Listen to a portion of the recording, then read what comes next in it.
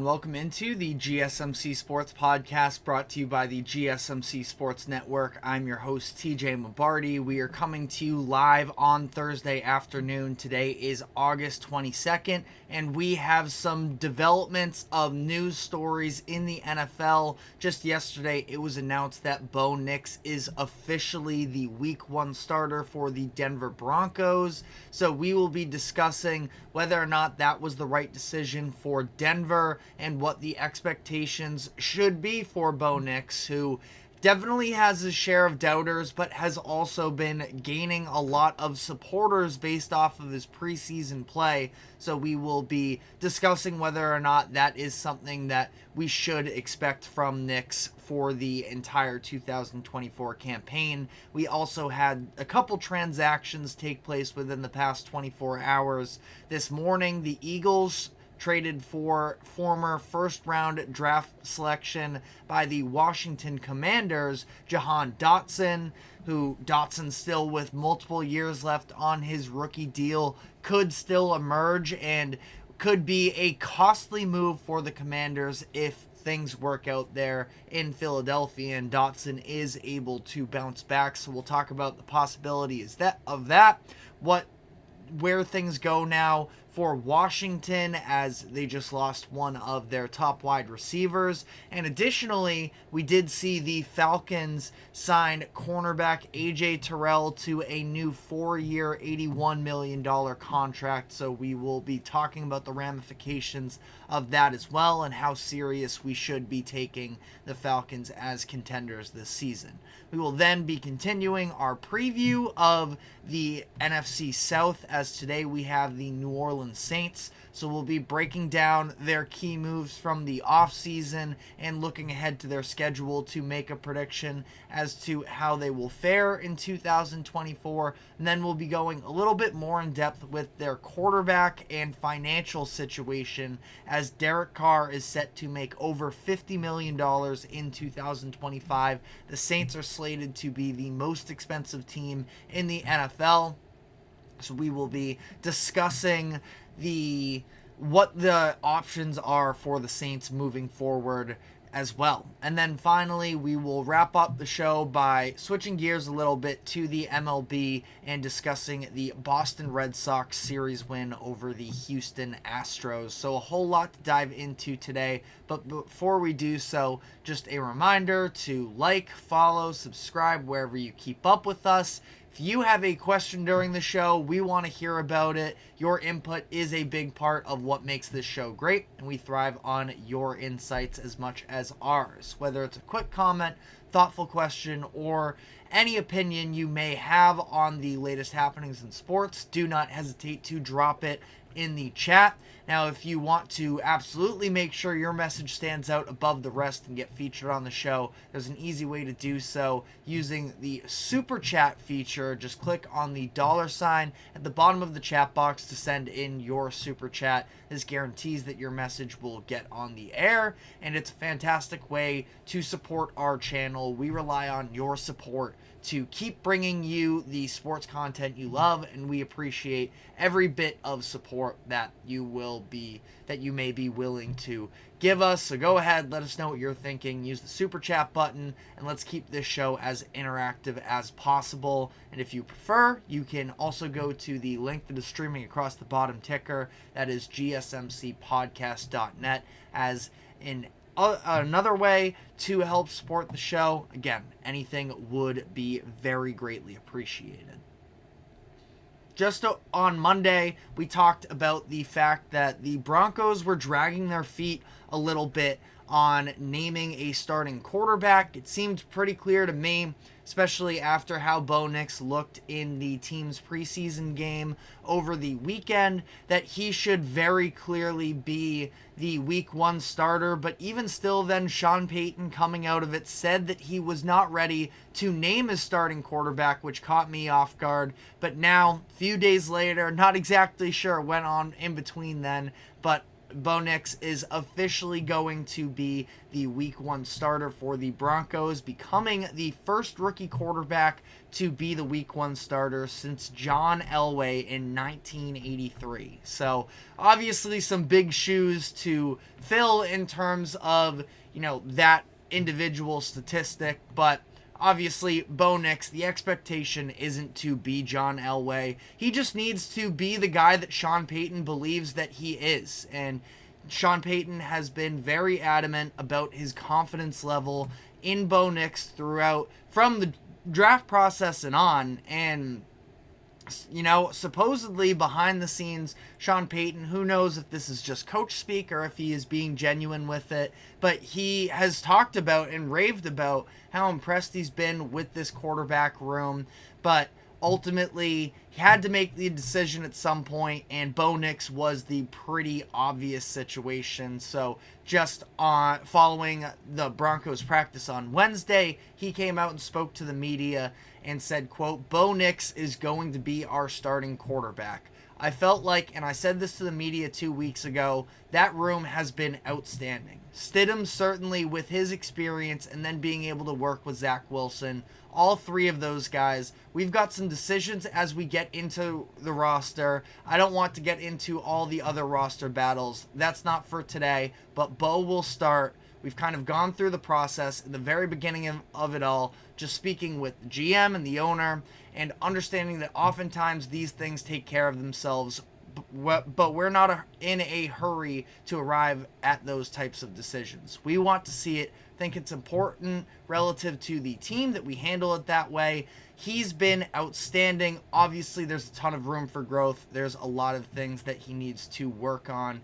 But ultimately, he's confident in the process with Bo Nix. And as much as he praised Stidham and Zach Wilson, and again, that could be true. That could just be him trying to win over the locker room. Obviously, the vibes at the end of the 2023 campaign for the Broncos were in the dirt with the whole Russell Wilson drama, that maybe he's just trying to win over his players and make sure that locker room is bought into what he is selling. But as much as he can praise Jarrett Stidham, I think that ultimately, when you talk about the Broncos' upcoming season, Stidham we already know to the most part of what he's going to be, and Stidham, I think, can be a very solid backup quarterback. And I'm not saying that Bo Nix clears him out of the water by any means, but it's just that you sort of already know what you have in Stidham, and at this point, there's no real need for the Broncos to play him into the regular season. And the idea is, well, is there a case for Nix sitting the first half of the season for personal benefit? Because Tom Brady, he's even talked about it as of late, that rookies can at sometimes just be thrown into the mix of things and build up bad habits in bad situations and ultimately have their confidence shot and their careers ruined from there, which is very much a true statement. But as for the Broncos, they're obviously not a team that's being expected to make the playoffs, to be all that competitive, but at the same time, it's not an awful roster. The offensive line is solid in front of Bo Nix to the point where it doesn't feel like he's going to be running for his life throughout the entire season. I think they have two really good tackles at Garrett Bowles and Mike McGlinchey. The interior is fine as well. It's probably, upper half of the league in terms of strength of an offensive line. So that's obviously a very huge deal in terms of the development of Bo Nix, that I think he doesn't have to just build up bad habits throughout his season. And, the receiving core is definitely weak. I don't feel good about the skill position group, but honestly, at the same time, I don't think that is going to be anything that totally tears down the confidence level of Bo Nix. Especially, again, confidence is one of the things that Brady talked about, and I think when you have this conversation about Bo Nix in Denver, what stories or reports have you heard come out that would lead you to believe that Sean Payton won't be able to instill confidence in Bo Nix? He compared Bo Nix, at least to some degree, I know not, exactly so, But the report that came out pre-draft process of Sean Payton feels as strongly about Bo Nix that he did about Patrick Mahomes in the 2017 draft. Like, everything I've heard is that, Sean Payton has been very high on Bo Nix. He's made that very clear publicly. And again, if you want to hold the Russell Wilson situation over him last season, I can't say you're wrong to necessarily. That's definitely something that I feel like some players in the locker room at least keep in the back of their minds in terms of how he can treat players disrespectfully, at least just having that as an example. But at the same time, I can't imagine that Broncos locker room was all too bought in on Russell Wilson anyways. And at the end of the day, it's a new season. You have to turn the page on things like that. So I don't think it's going to be anything that's weighing over them. And again, for this specific scenario with Bo Nix, I feel like Sean Payton sort of knows that if he is going to continue to have a future still coaching at this point, Sean Payton, double check the age here, but Sean Payton's getting up there. He had been retired and he decided to come back out to coach the Broncos. He's 60 years old, going to be turning 61 in December. So it's not like he has this, vast future ahead of him in terms of being an NFL coach. He sort of knows that Bo Nix is his path to being able to stay relevant as a coach moving forward. And I just think I'm anticipating at least that relationship between Bo Nix and Sean Payton is going to be really good. I don't think that Payton is going to put Nix in any sort of compromising situations that are going to tear him down.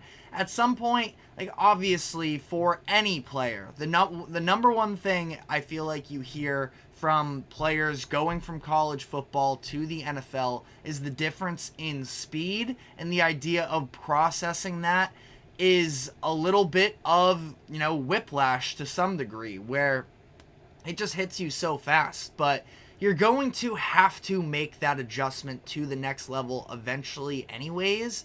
And, I think that we saw it even as recent as last year with Jordan Love, who had been sitting on the bench for a few years, and he was a little bit slow out of the gates last season for Green Bay. And ultimately it took that adjustment period. Now maybe him sitting on the bench for a few years, he had at least understood what the process looks like a little bit more anyways. And maybe that did help benefit him to sort of change direction along the way last season, and ultimately turned out a very good year.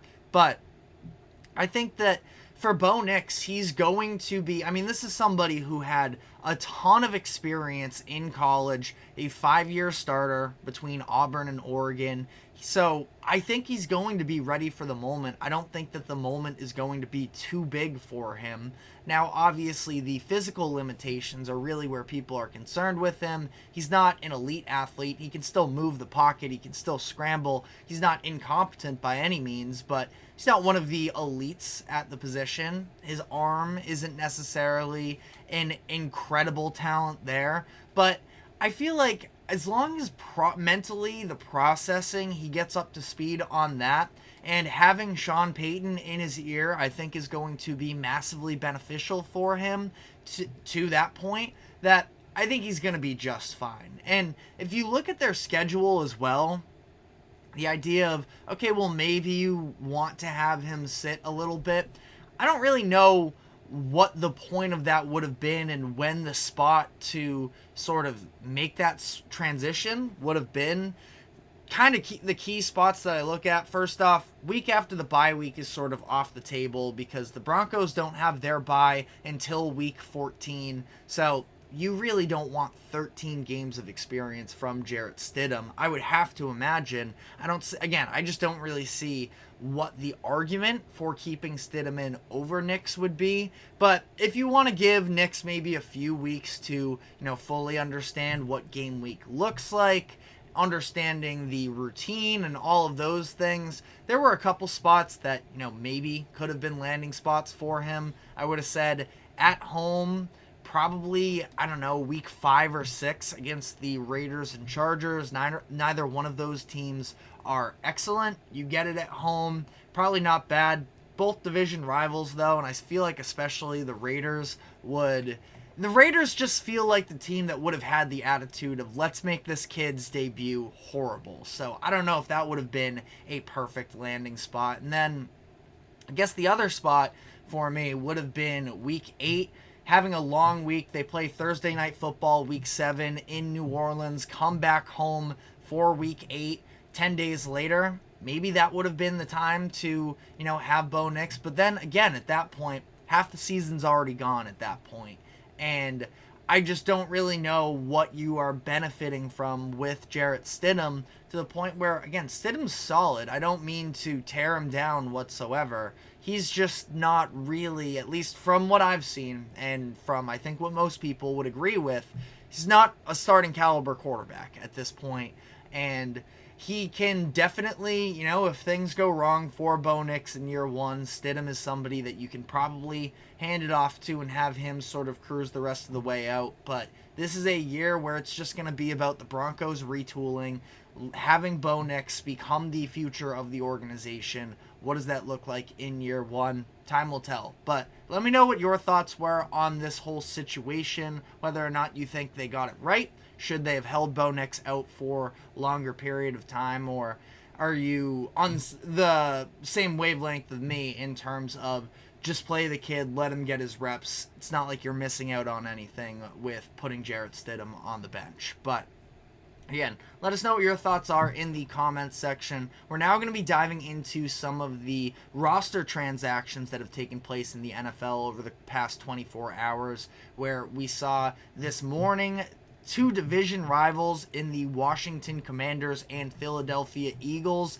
make a trade involving a player that was taken in the first round in 2022. So a little bit unprecedented there. And then additionally, the Atlanta Falcons locked down AJ Terrell to a new contract extension. So we will be breaking down both of those news stories. But first, we're going to be taking a quick break. Do not go anywhere. We will be right back.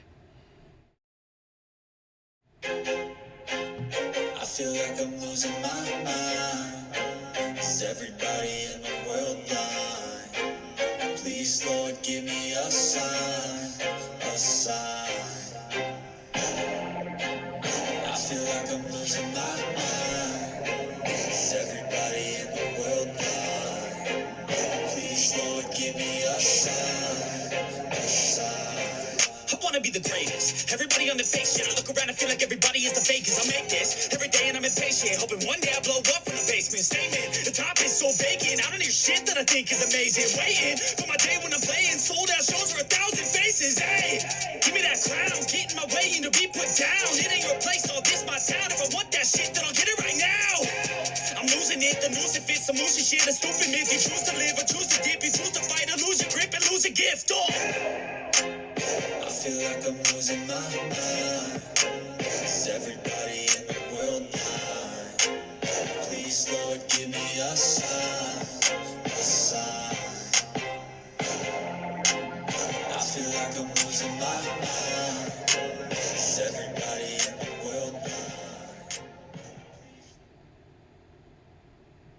Welcome back into the GSMC Sports Podcast, as we are now going to give some updates on some of the recent transactions in the NFL, starting with the news that broke this morning that division rivals in the Philadelphia Eagles and Washington Commanders have agreed to a trade that is sending Jahan Dotson, the Commanders' first-round selection in 2022, to the Eagles, along with a 5th-round pick in exchange for a 3rd-round pick and 2 7th-rounders. So we had heard over the past few weeks that Jahan Dotson was struggling in training camp, specifically with drops.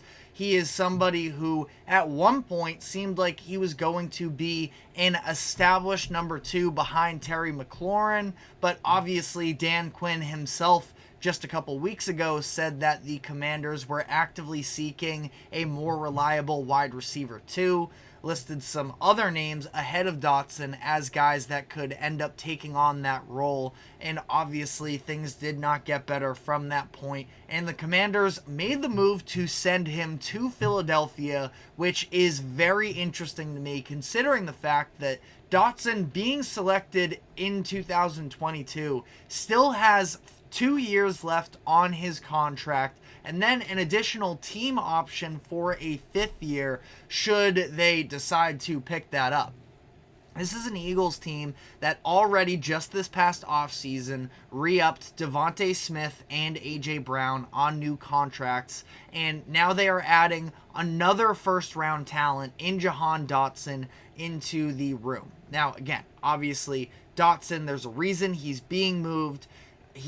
After flashing in his rookie season, he wasn't able to build on that.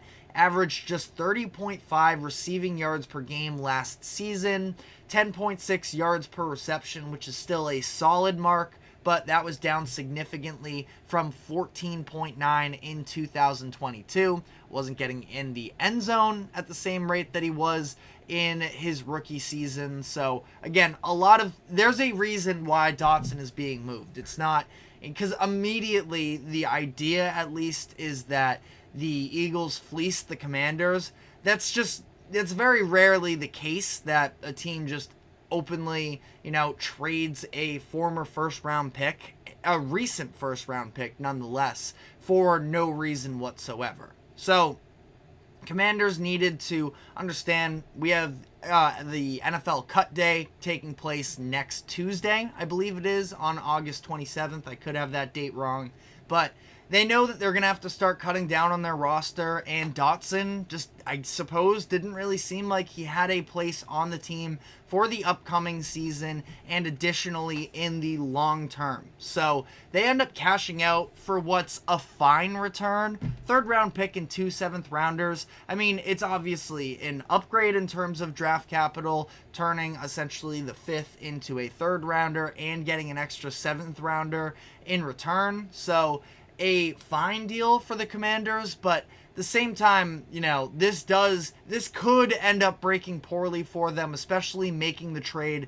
within the own division. I wasn't surprised that they decided to move him, but the Eagles was definitely a little bit of a surprise landing spot, and I think that this is a very nice risk taken for the Eagles, where, again, it's not like you're giving up crazy draft capital, not even not a round 1 pick, obviously, not even a round 2 pick, so there's some value in the 3rd, but the Eagles, they're just fixated right now on trying to make it back to the Super Bowl. And Dotson is somebody who additionally has roster control for another couple years. Now, they already have a ton of money wrapped up into their receivers with AJ Brown and Devontae Smith, and really their skill position players in general as well, with Jalen Hurts on a new deal, just signed Saquon Barkley in the offseason. So that's an expensive offense building up there, but so, the odds that Dotson ends up getting a long-term deal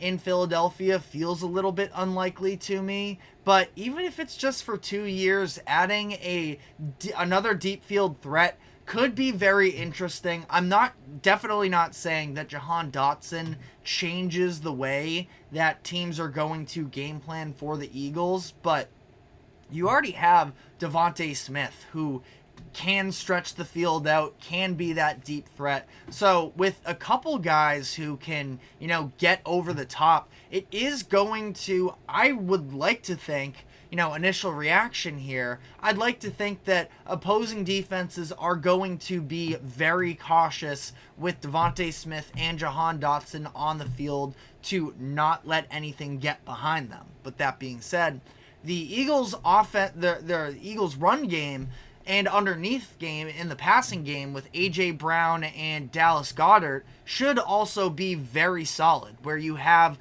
like I mentioned, Brown and Goedert who can get some damage done in the intermediate game. You have Jalen Hurts and Saquon Barkley combining for a rush attack. The offensive line without Jason Kelce is not going to be quite as good, but should still be one of the best offensive lines in the NFL. And I think that Dotson becomes a little bit of an interesting wrinkle here, where, again, just adds at least that extra threat of being a deep guy for them. Again, we'll see whether or not he is able to pick himself back up after, I don't know if you'd consider it a flame out in Washington, but it definitely wasn't a good start to his career. So he's hoping to land on his feet somewhere.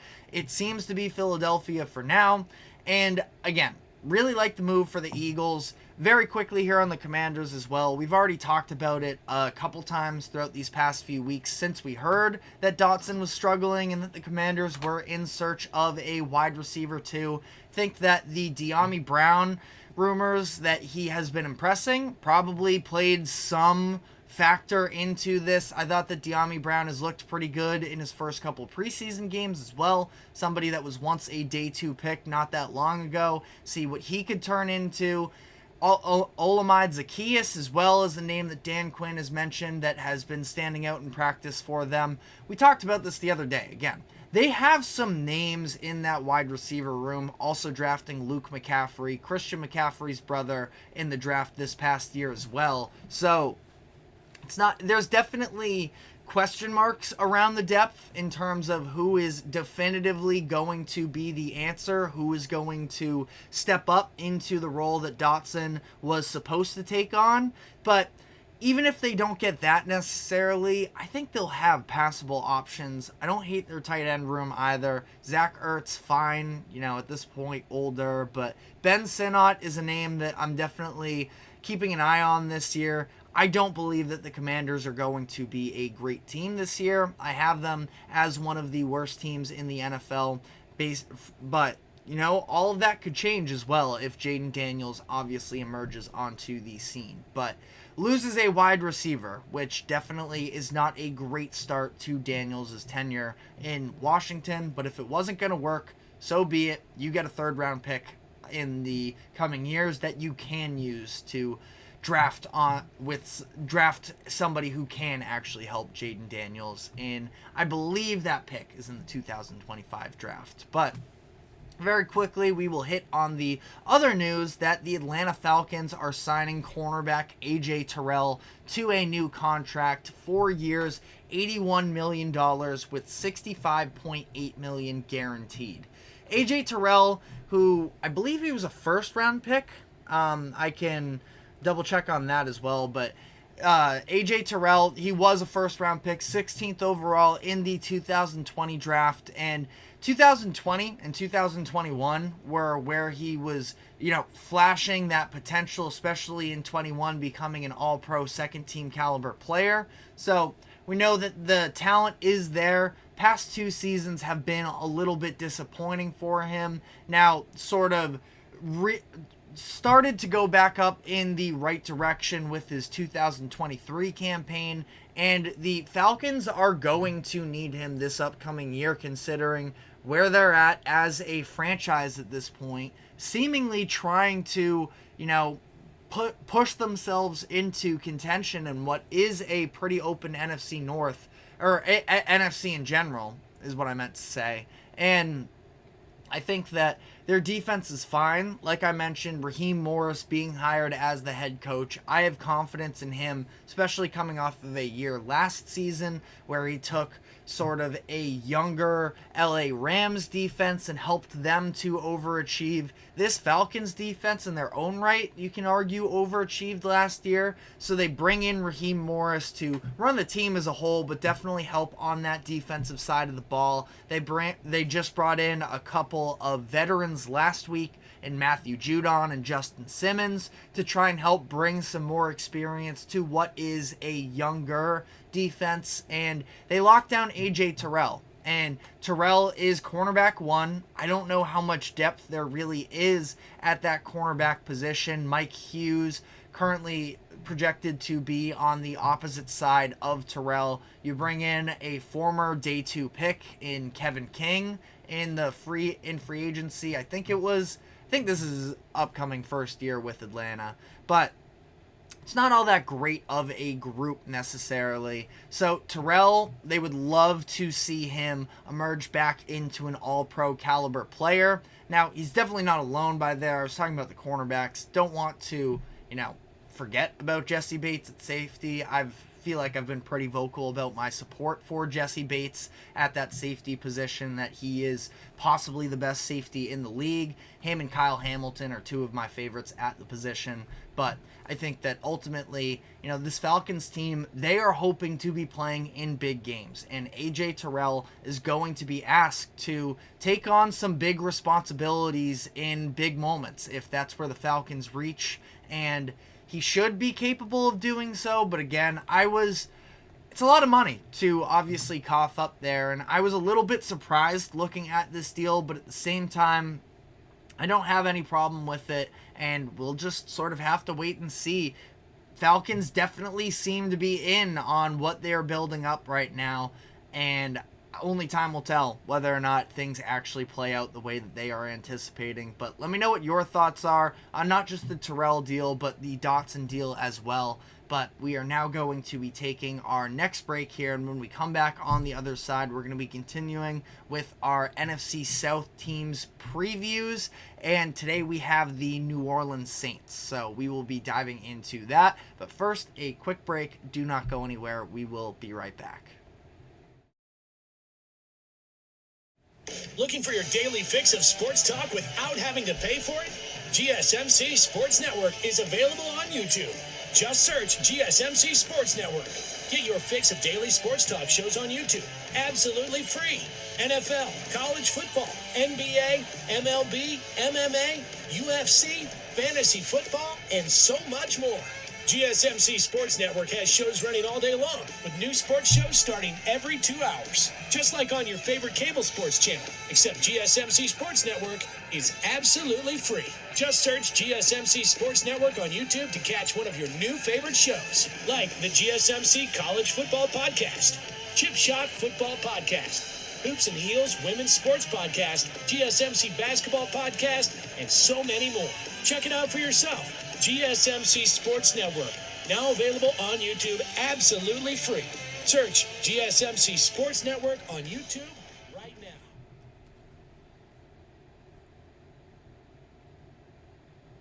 Welcome back into the GSMC Sports Podcast, brought to you by the GSMC Sports Network, as we are now going to continue on with our previews for every NFL team. This week we are doing the NFC South, and we have the New Orleans Saints for you today.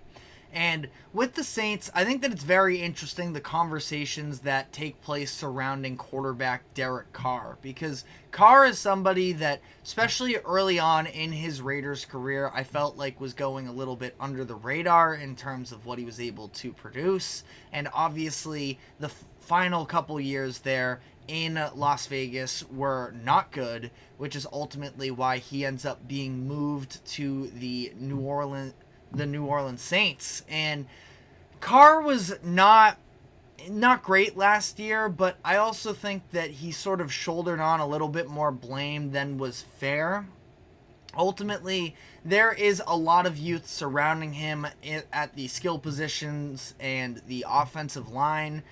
I don't think that it was all that talented of a roster per se, and Derek Carr definitely could be better and would be able to elevate the team should he be able to figure it out once again. But I think that it's almost a little bit unfair, the type of scrutiny Carr faced last season. Now he's 33 years old. At this point, he is in that prove-it stage still of his career, where it would be sort of easy to write him off. But he is still on the books for 2 more seasons, fully guaranteed. We're going to be diving more into the specific financial situations in the following segment here. But Derek Carr set to make over $50 million against the cap in 2025. So as much as you definitely, it feels like the Saints could be in the market for finding a new quarterback, it's going to be extremely difficult to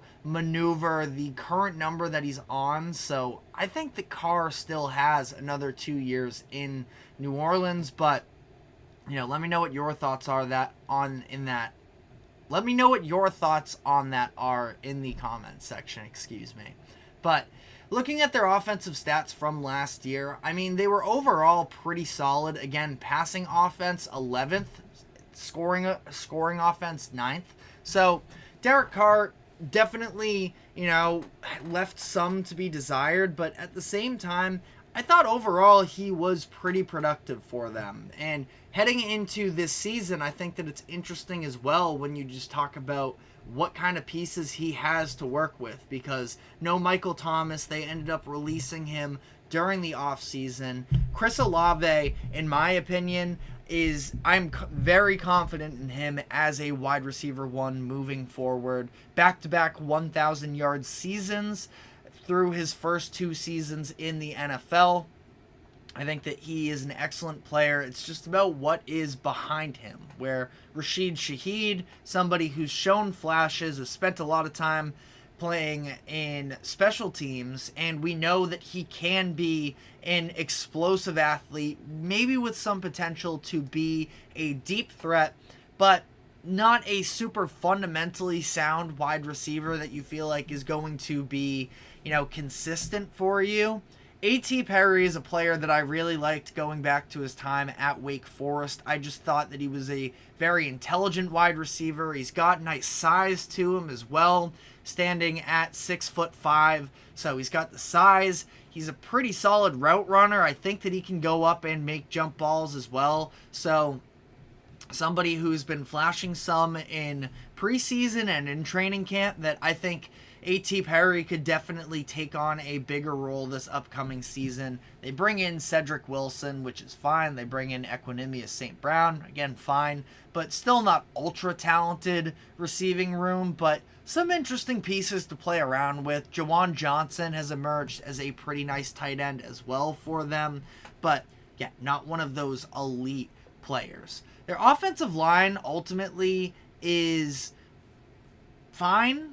I wouldn't say it's great. I think that you're relying on a lot of youth, obviously, which is part of the reason why, there are some question marks there. Talaiz Fuaga, who they drafted with their first round pick this past year, he's been dealing with some injuries in the preseason that have limited some of his reps. Trevor Penning, I thought in their game against San Francisco over the weekend, I thought that, Trevor Penning looked really good. He's a nasty player, and I forget exactly what it was. I think, attitude is like a conversation around him in terms of he can be maybe a little bit rigid is probably the nicest way to put it. But honestly, I don't need my offensive linemen to always be Jason Kelsey, be super nice guys.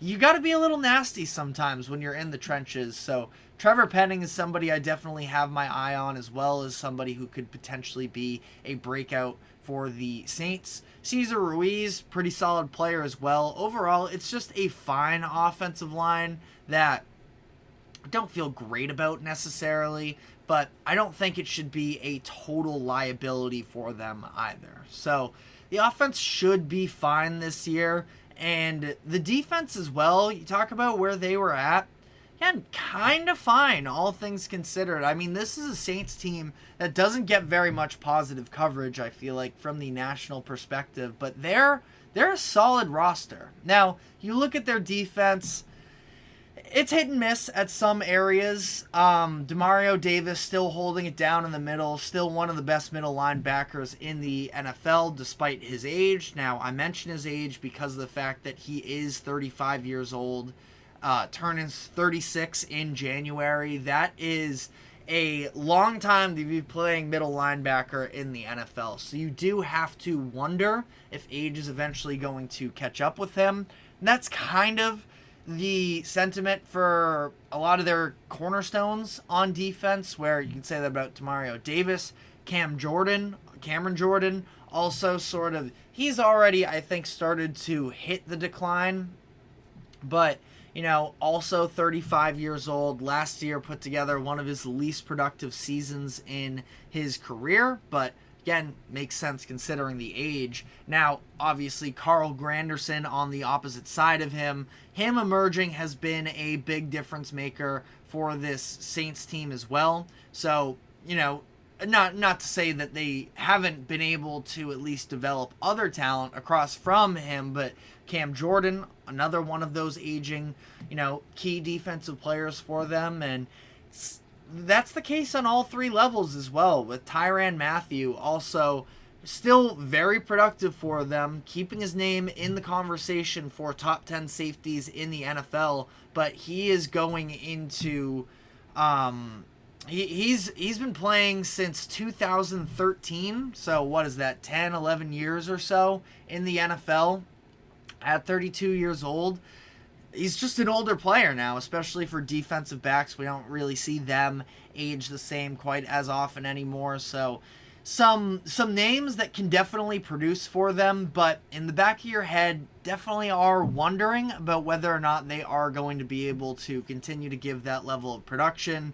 But again, the Saints, it's not just the three of those guys. I feel like Willie Gay was a really nice addition for them as well, was on that Super Bowl winning Chiefs team. I believe he was on both of the past 2 years. So, that was a nice signing there. Marshawn Lattimore definitely still holding it down as well. Paulson Adebo has been a little bit of a lesser known player, but is still a very nice pro for them, especially the past couple years. They also got Kool-Aid McKinstry, able to draft him 41st overall in the second round this past year. McKinstry was definitely in conversations of being a first rounder for a lot of these seasons, so being able to snag him when you do, I think that's a really nice pickup for the Saints. Tyrann Mathieu is one half of the safety conversation. I don't love the options on the other half. Right now, Jordan Hoden is one option. Jonathan Abram, who they ended up bringing back this past year on a new deal because he was able to step up for them down the stretch of the season. Maybe this is finally when he breaks out, a former first-round pick from 2019. But overall, it's a solid roster. It's definitely not great, but I think that they do still, especially in this NFC South, have a real chance to compete as they did last year. I believe they won 9 games last season and were in it until the very end. But looking at their schedule for this upcoming season, they have the 5th easiest strength of schedule according to Sharp Football Analysis. So they're definitely going to have some chances in front of them. Key out of division games, I'm looking at home against the Eagles week 3. In Kansas City, week 5 is obviously a tough one. At home, week 11 against the Browns is one that definitely piques my interest as well. I know Browns aren't necessarily one of the world beaters, but a very good team. Another very tough team, as are the Saints in their, history, especially the Browns coming off the season they had. Saints in their history of being a physical defense. Cam Jordan, I just mentioned that he's older now, but I think he still has that same nastiness. He was just on the Mina Kimes show talking about how much he hates the Falcons. I still think that he has that mental edge to him that the Saints are going to be able to be physical with anybody. And then last out of division game in terms of toughness that I'm looking at is in Green Bay week 16. That's coming right at the end of the season as well. Could be a crucial one for the playoff crunch. But one other game I wanted to highlight, not for level of difficulty, but just sort of legacy of the franchise and legacy of a former big part of the franchise, is week 7 at home. The return of Sean Payton to the Superdome on opposing sidelines, now with the Broncos. Broncos at Saints week 7.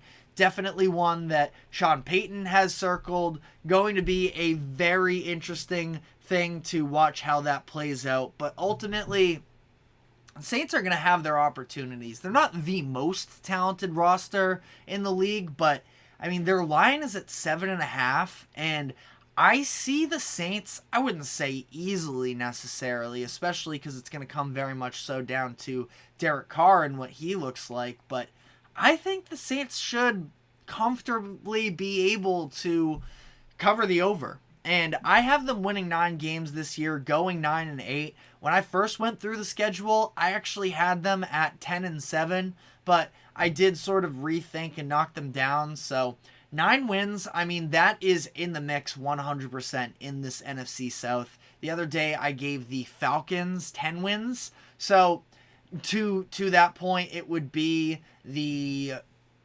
Falcons number 1 over the Saints, but again, Saints are going to have their chances. Those head-to-head matchups are also going to be crucial. But let me know what your thoughts are in the comments section. I want to go a little bit deeper into the financial situation surrounding the New Orleans Saints and just talking about how this plays out for them in these next couple years. So we will be diving into that, but first, a quick break. Do not go anywhere. We will be right back.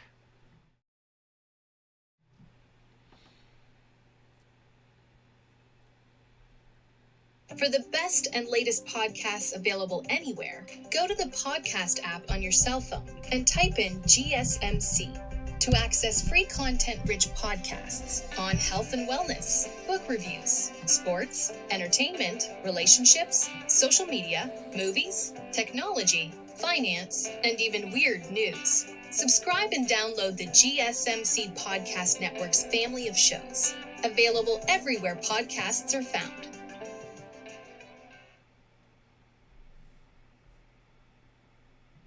Welcome back into the GSMC Sports Podcast as we just previewed the upcoming season for the New Orleans Saints, but I want to look a little bit bigger picture here with the Saints and talk about what their plan is moving forward here, because right now at quarterback, Derek Carr, like we talked about last year, pretty underwhelming for the most part. And especially relative to where my expectations were, that's probably on me for having more faith in him than I should have. But the stats still weren't bad with him last year.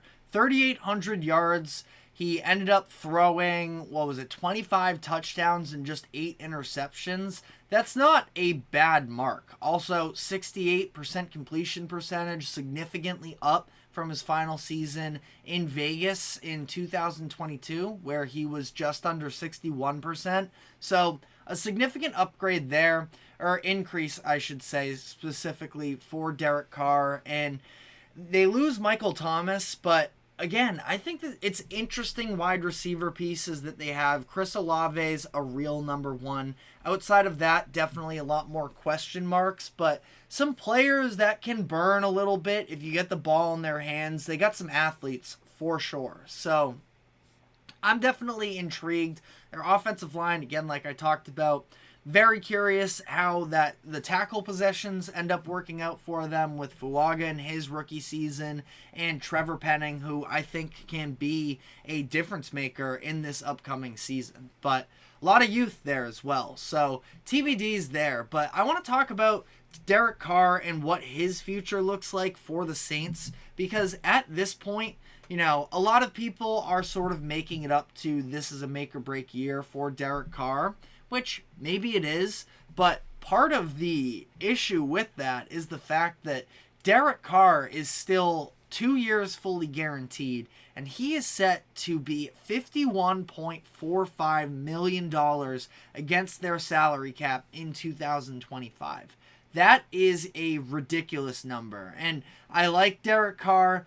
The fact that the Saints organization signed off on this, that's not a great look, because I think that even at Derek Carr's best, imagining him being a $51 million player, that's pretty steep. So I think that they're stuck with him a little bit. The dead cap hit for them, if they were to try and dump him, is over $50 million as well. So they're either going to somehow need some other team to take on that contract, which is impossible. I literally do not think that it's possible for them to find a suitor for that. And I mean, I don't think they're just going to eat the dead money. It's possible. I mean, we've seen teams take on these massive dead cap hits if that's what they need to do, if they feel like they are in desperate need of a reset button. But that's kind of, I suppose, where this make or break conversation with Derek Carr sort of falls to. And ultimately, I think that they don't really have another great plan, which sort of leads me into... even before I go down the Spencer Rattler route, I just want to talk about, Derek Carr is extremely expensive, but he's not the only one on this Saints roster that's going to be making their big time money. Because as things currently stand, Ryan Ramczyk, Alvin Kamara, and Cameron Jordan are all set to make over $20 million against the cap next season and don't have any outs in their deal. So that money is on the books right now, is probably going to be on the books when the next season kicks in anyways. And, they're all good players for sure, but the fact that Alvin Kamara is going to be a $29 million hit against the cap, that's pretty tough for them to stomach and be able to overcome. I like Kamara. Maybe that's a deal where they can get somebody to take on at least some of it. But, yeah, almost $30 million for Alvin Kamara. Kind of crazy there. Marshawn Lattimore, another one of their top players, but he's going to be over $31 million against the cap for the Saints in 2025 as well. Now, that's a deal where there's at least a potential out this season. This is his final fully guaranteed year. So I could definitely see a contract restructure in the works there for the Saints to give them maybe a little bit more flexibility in 2025. But that brings me back to the overall point here, where the Saints, sure, you can look at that Derek Carr contract and talk about how bad it is, but the Saints, according to SpotRack, they will be on the books for $379 million in money given out for next season. That's what they have on the books. That is significantly the most spending in the league. And that's part of why we saw maybe a little bit of a quieter spending free agency for the Saints this offseason. It's because of the fact that they don't have that much money to operate with. Like for 2025, they're currently supposed to be $105 million over the salary cap. Now, again, they were able to sort of maneuver a little bit in this past year, actually 20th in total spending according to SpotRack. So we're able to make some moves, and it's definitely still possible, but they're going to have to stay digging a little bit, I feel like, the Saints, for finding value elsewhere, because 2025 is going to be another very expensive year for them, and they're going to have to try and find a way to sort of overcome that. And I don't know if eating $50 million in cap space from Derek Carr is the case. So bringing it back to him, I kind of feel like as long as he's able to give you league average quarterback play, what's really the point of moving on from him? Now, maybe it's the idea of if you just want to bottom out at that point, that you feel like you're too expensive, that you want to rebuild your organization through the draft. I mean, it's a strategy. It's not a great strategy, and I don't know how well it would go over with Saints fans, but I suppose it's on the table, especially if Derek Carr doesn't look good this upcoming season, that maybe that's just better than, having to watch somebody go out and eat $50 million and stink it up for your team. I just don't anticipate that being the case for Derek Carr. I still think that he is very capable. And ultimately, we'll see how this plays out for him. But their current backup plan is Spencer Rattler, who, as I sort of alluded to earlier, is the rookie that they drafted in the 5th round this past year. Speaking of the, financial situation and everything, definitely didn't help them and I just talked about the idea of building through the draft. The Saints went over 100 consecutive picks this past year without taking anybody. It was Kool-Aid McKinstry at 141. They didn't pick again until the 5th round when they got Spencer Rattler 150th. So, a lot of ways that you can overcome those financial issues are by adding cheap rookie contracts onto the books it's not really the strategy the Saints went with. Now, they had 3 picks in the 5th round, and they selected in the 6th and 7th, so, I mean, they have rookie contracts on the books. It's just, I don't know how much hope you necessarily have that those are going to be contributing players for the Saints this upcoming season, or, anytime soon. But Spencer Rattler is somebody who, coming out of high school, was one of the top recruits in the country, and a lot of people had high hopes for, but ultimately it just never panned out for Rattler. And I'm not anticipating that he is going to find himself once again during this upcoming season, or really, I just don't know if there's any chance that he is able to sort of come back onto the map, because of the fact that, some of the personality stuff, I don't know how much to buy into it at this point, because he looked like a jerk in that show that came out on Netflix, QB1, I believe it was called, of him in high school. I mean, yeah, he was definitely, a little spoiled kid at the time, but also now at this point, I mean, how much longer can you hold that on to? That was 5-6 years ago. So who knows there? I think he's very erratic as a football player, and we saw, the fact that he had a fumble, I know, in last weekend's game against the 49ers, allowed himself to get stripped on a sack. That's never a good thing, obviously. I don't know how much stock I'd be putting into him. I think that it's probably the ship has sailed. Maybe if the Saints are desperate, that they could sort of try and talk themselves into it. If Derek Carr is struggling down the stretch of this season or next, we could maybe get some more tape on Spencer Rattler. And I guarantee if he has a couple big plays, some fans are going to be back in on him. I just don't know if that is a very good succession plan. I don't think that bodes well for the overall level of play that you're going to have. I'm sort of fully out on Spencer Rattler, but, again, maybe you feel differently in the comments section. I just feel like this is kind of Derek Carr's team for the next 2 years, ultimately, whether it's super exciting or not, just with the money that's tied into him.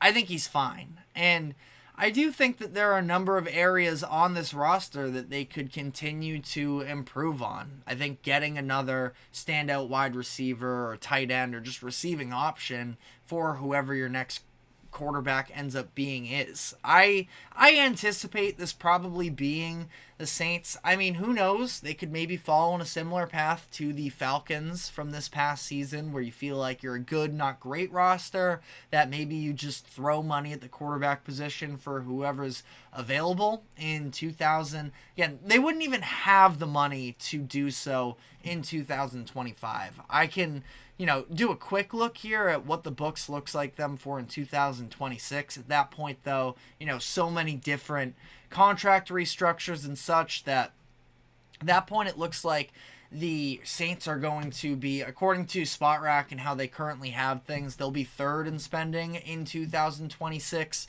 but that's also including $61 million for Derek Carr that I have to imagine is not going to be on the books at that point, and that's just sort of the top name that comes up, an example of why it can be hard to project multiple years out in the NFL because it's not fully guaranteed contracts. So we'll end up seeing how it works out, but I think that this is going to be a team that eventually looks through the draft to be able to find the replacement. Again, I don't know if they're going to have the financials in place to be able to go and throw money at. I don't even know who would be a free agent ahead of 2025, or ahead of 2026, because 25, sure, maybe you get a Dak in there, but there's no way the Saints are going to have enough money at that point to be able to pay him big. So this feels like a team in the draft, either 2025 or 2026. They're going to be hoping to, find somebody there. But again, the Saints also, I think they're a good enough team, and especially if Derek Carr has anything to say about it and his level of security to take that $51 million in 25 and, make use of it, that I feel like he is probably, going to lead the Saints team to enough wins that they're not going to be at the very top of the draft and going to be desperate for a quarterback there. But let me know what your thoughts are in the comments section. Again, I know I just sort of threw a lot of different angles at you, and I don't have a clean answer per se, but I guess I'd wrap it up by saying this. I think Derek Carr is here to stay in New Orleans for the next 2 seasons. I think he'll be fine. He's not going to live up to the $51 million that he will make in 2025, but the Saints will be able to get him off the books after that. And then at that point, Derek Carr can at least be somebody who holds down the job and it gives you league average quarterback play. And as you are trying to establish yourself as a head coach in Dennis Allen and as a coaching staff, some of these younger players continuing to emerge for the Saints, they can build around Derek Carr so that whoever does eventually become the successor for him has a better starting spot than where the Saints currently are. Not that they're a bad team, but again, a lot of old players being paid big money for them that they're going to want to, reset the overall. They're going to want to reset their financial books moving forward. But again, let me know what your thoughts are. But we're now going to be wrapping up the show with a switch in pace here. We're going to be diving into the MLB, talking about the Boston Red Sox series win over the Houston Astros to continue to just hang in there in terms of postseason hopes. So we will be diving into that. But first, a quick break. Do not go anywhere. We will be right back.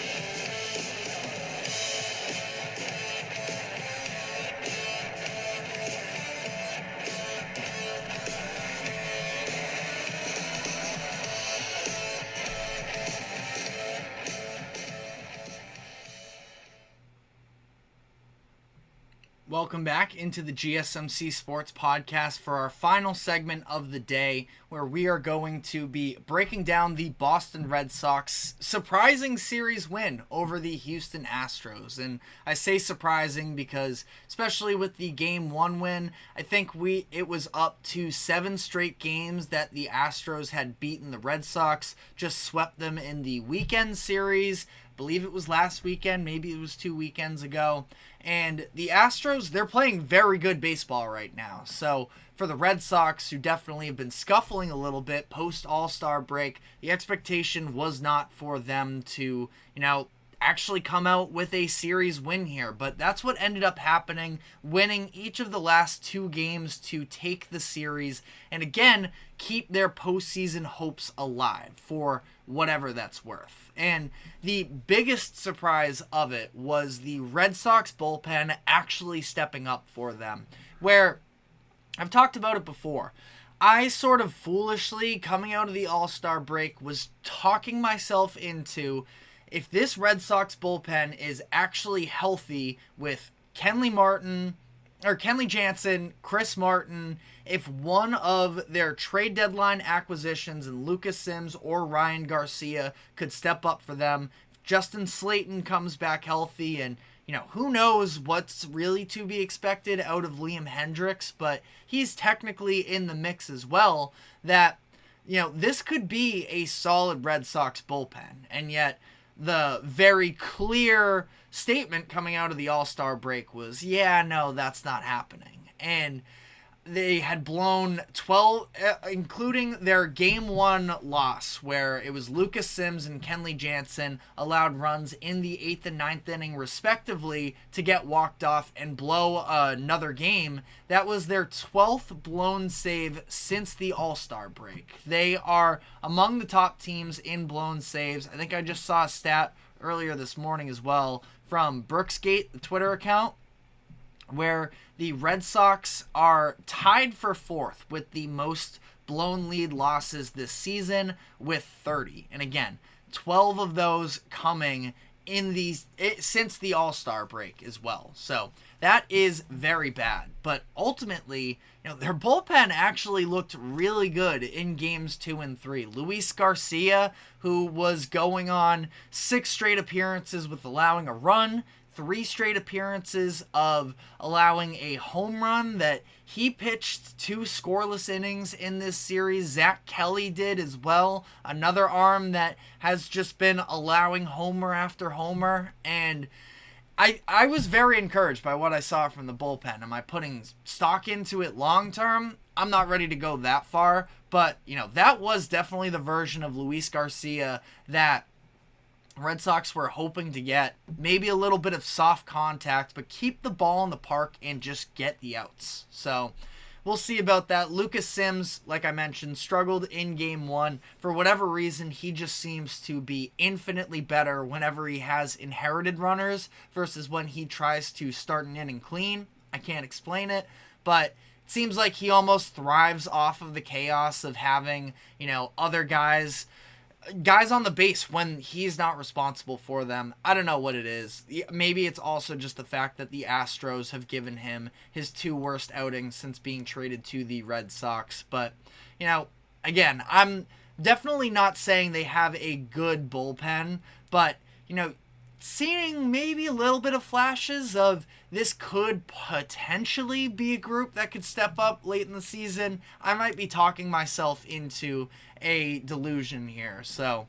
fact check me in the comment section if you think I'm getting ahead of myself here. But it's going to be needed because the starting pitchers, we've been talking about it for weeks, obviously running on fumes a little bit. Thought that you actually got pretty good production out of your starting pitchers this past weekend. Tanner Houck, pretty good start from him overall. Defense let him down in the 4th inning. He, of course, allowed the first 2 runners. It was a Yordan double and a Yainer Diaz who just killed them all series long. Had 2 hits in every single game, including that walk-off to end game 1.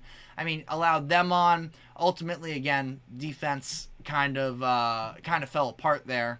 But I think that ultimately, the starting pitching was pretty solid from them, all things considered. Pivetta, you're kind of seeing Pivetta hit his mark as well, where he has the stretches where it looks like he's figured things out, and then when that's not the case, it looks really bad. But the offense continues to produce for them, so, it's kind of hard to...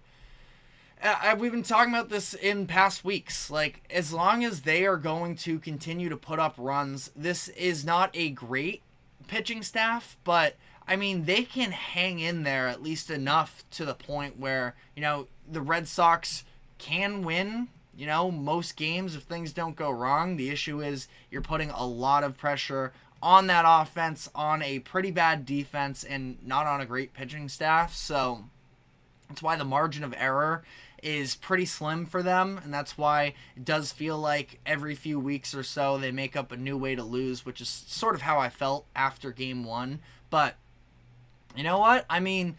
Overall, pitching looked pretty good for them this entire series. Only 11 runs allowed in 3 games. You'll sort of take that for the most part. And again, especially out of the bullpen, going perfect the last 2 games. I definitely did not have that on the bingo card. But, looking at the offense a little bit as well, one thing that I sort of want to hit on here, and it's kind of a silly argument, but there were a lot of Red Sox fans that were upset with the placement of Masataka Yoshida's where he is in the lineup for this Red Sox team.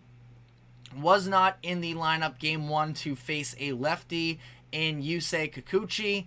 Yoshida's been okay against left-handers, but the Red Sox definitely seem to, try and avoid having him in those types of matchups. So it was sort of similar to the series that they just played against the Orioles, where Masa didn't start game 3 against the Orioles when it was Povich pitching for them, but both in Game 3 of that Baltimore series and then Game 1 of this Houston series, Masa, not in the lineup, comes in to pinch hit late in the games and gives you production. Where I think that, that just sort of goes to speak to a little bit more of the diversity in this lineup of what you can get out of them.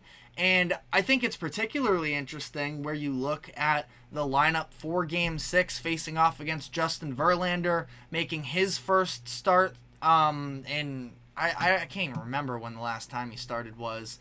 Early June, maybe it was. But they had Masa batting 6th in that game behind Rob Refsnyder. And I think that it's interesting because, honestly, Refsnyder is a very... It's especially weird considering how well Yoshida's been hitting as of late.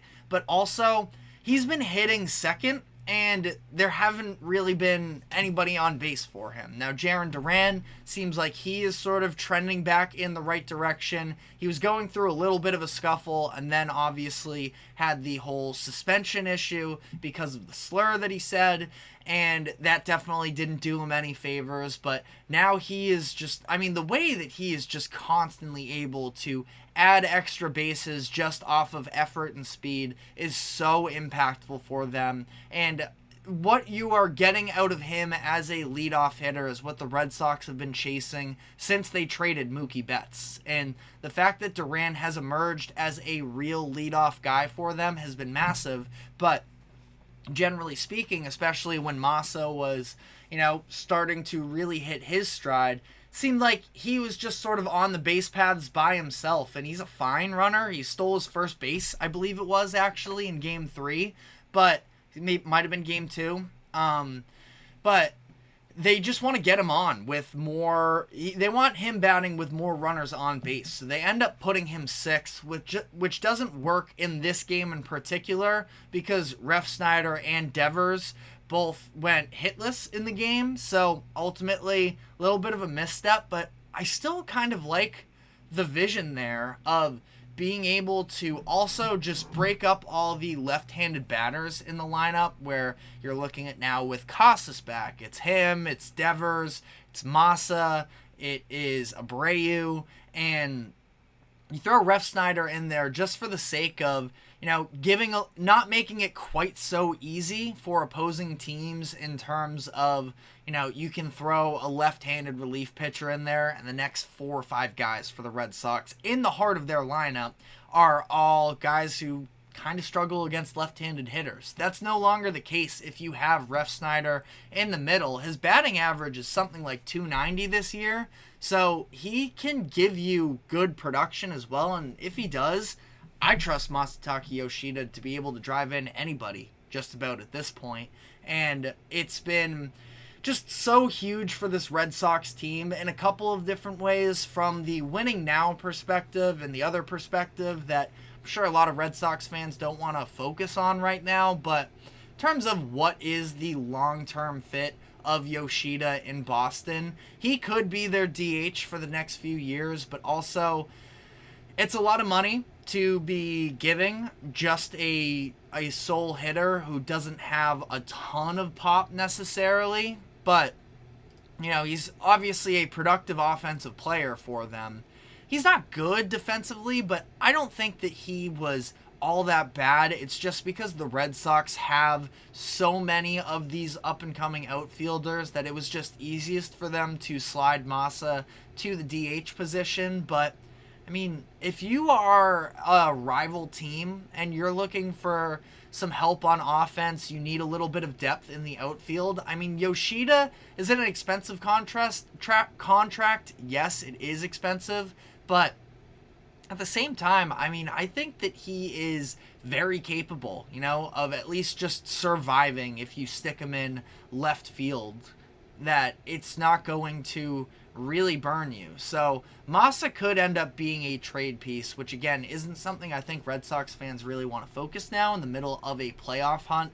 But again, I really do think that the in-season development for him as he's continued to get healthy has been massively important for them. But let me know what your takeaways from these series were in the comment section. But that is all the time we have for today. Thank you very much for tuning into the GSMC Sports Podcast. Thank you to the GSMC Sports Network for allowing us to host this show. Remember to like, follow, subscribe wherever you keep up with us. Be sure to check us out on social media as well for more exclusive short content. And we will see you at 2 o'clock p.m. Eastern tomorrow afternoon, same time as always. Take care.